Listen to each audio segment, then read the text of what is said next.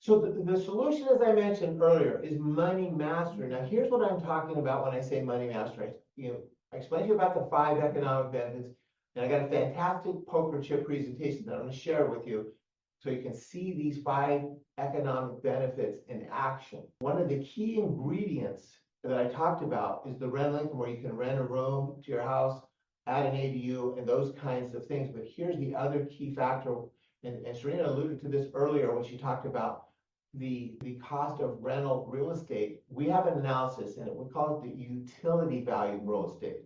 And here's what that means. If you put money, let's say you put $100,000 into the stock market that's in your 401k or IRA, and you're getting 10%. So that's $10,000 a year. That's what you're making. Well, here's the thing about putting money in the stock market. You can't live in your stocks, right? It's paper. There's no utility value, is my point, which means you got to pay for a roof over your head. You're not going to be homeless and have money in a 401k, right? So you have to have a roof over your head. So if you're a homeowner, that's great. But if you're a renter, that's not great, because what's happening is your cost for housing with rent is really eating away and offsetting all your growth in your 401k. Where in real estate, you invest and you own land and you own a structure.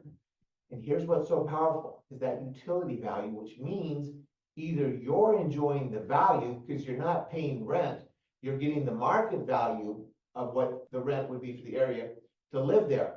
So it's reducing your cost and increasing your return on investment. Now, the other element of this, as I said, is that you can rent a room, you can do these different things, add an ADU, and create income. But here's the money mastery part, and understanding how to use these 5 economic benefits. And that's why I'm going to show you this poker chip presentation. Is here's what's really happening.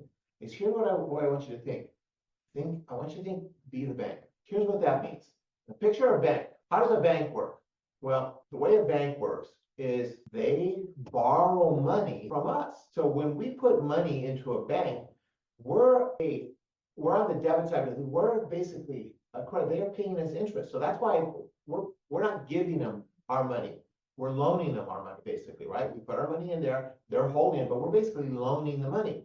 Here's my point as a bank. If we put our money in there and they pay us, 1, 2, 3%. So they're paying us, let's say 3%. What are they going to do with the money? Are they going to leave it sit there and just pay us 3% and lose money? No. What do? They're looking to reinvest that money to make more than 3%. They want to make as much as possible. So how do they do? Well, in the old days, and this is where the savings and loan industry came from, is they would pay borrowers 1, 2, 3%. Then they would loan it to people for home loans at 6 or 7%, usually double the return, and then they pay their bills and they make money. And that's being the bank. So here's my point, and why I want you to think about yourself as being the bank. And this is the money mastery part, is you borrow cheaply. That's what the bank is doing with us. They're borrowing our money cheaply and they're investing it at a superior return. And that's how you make money. And that is through owning assets.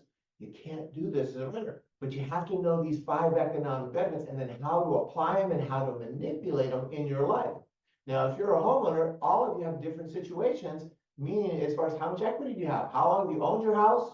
What's it worth? How much do you owe? What's your current interest rate? But here's what's incredible is the interest on mortgages is so much cheaper than consumer debt. If you have a great credit score, it's really cheap. And then when you add the tax benefits, your actual cost is ridiculously cheap. So if, let's say, you have good credit and you borrow money at 6%, well, then you would get a nice tax write-off on the interest. So then your actual cost isn't, let's say, to make it simple, $100,000 times 6%, $6,000. But if you can write off that interest and you get a tax break from that, now your actual interest cost, let's say, is only $5,000. Well, then your actual interest isn't 6, right? It's 5. So those are the factors. But this again gets to the money mastery. You have, as a homeowner, this incredible wealth building machine, but you have to know how, through the money mastery, to be the bank and turn it into more income than expense